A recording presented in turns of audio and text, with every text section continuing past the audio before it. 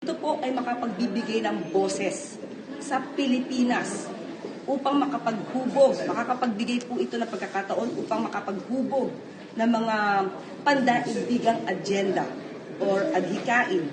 Pati na po makakasama sila para makapagbigay din po ng mga suhestyon para sa mga pagbibigay ng desisyon sa usaping pandaigdigang kapayapaan at seguridad. Hindi lamang po ito sa bansa natin. Hindi lang interest ng bansa natin.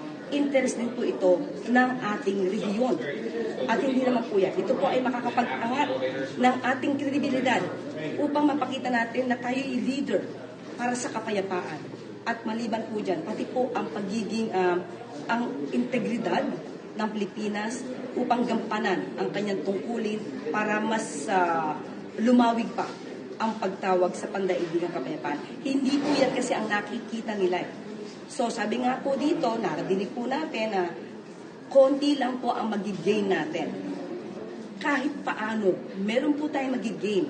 Ang boses po na ito, kahit isang bansa lang po tayo, kapag po na ipakita ng ating bansa kung anong nararapat para sa pandaigdigang kapayapaan at seguridad, ito po ay pakinggan.